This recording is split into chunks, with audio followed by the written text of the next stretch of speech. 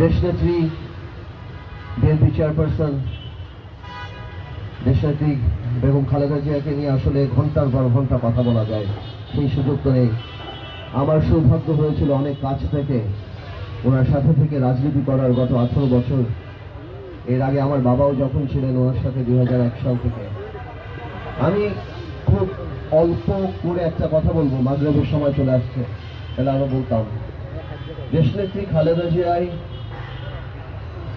আপনাদের জন্য বা আমার ছোট ভাই যারা তোমাদের জন্য একটা উদাহরণ, যে কিভাবে মানুষের জন্য কাজ করলে সততার সাথে, কিভাবে আল্লাহর সন্তুষ্টির জন্য মানুষের জন্য কাজ করলে আল্লাহ ছেলে 18 কোটি মানুষের হৃদয়ে তোমার জায়গা করে দিতে পারে।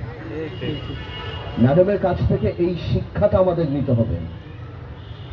এটা প্রত্যেকটা মানুষ তো সবাই আসবে, সবাই যাবে, কিন্তু আমরা কি শিক্ষাটা নিয়ে গেলাম ওনার কাছ থেকে, সেটাই সবচেয়ে বড় জিনিস। আমি ব্যক্তিগতভাবে আমি ব্যক্তিগতভাবে যেটা উপলব্ধি করি, যে আজকে উনি প্রধানমন্ত্রীত্বের উপরে উঠে গিয়েছেন, আজকে উনি রাজনীতির উপরে উঠে গিয়েছেন। আজকে ঘরে ঘরে মানুষ ওনার জন্য দোয়া করছে, সে জাতীয়তাবাদী শক্তিতে বিশ্বাস করুক আর না করুক।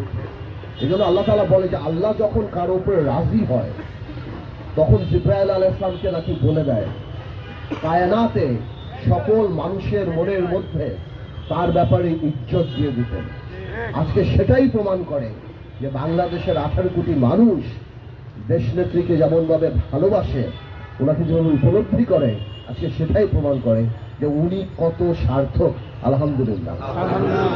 এবং তার সুস্থতা কামনা করি, আমাদের মাঝে জানি সুস্থ হয়ে ফিরে আসুক, আমাদেরকে নেতৃত্ব দিক, এবং তার মমতা, তার যে অভিভাবক, উনি যে আমাদের অভিভাবক, ওই ছায়াটা জানি আমরা যতদিন আল্লাহ তাআলা জানি কবুল করে, আমরা জানি সেটা পাই।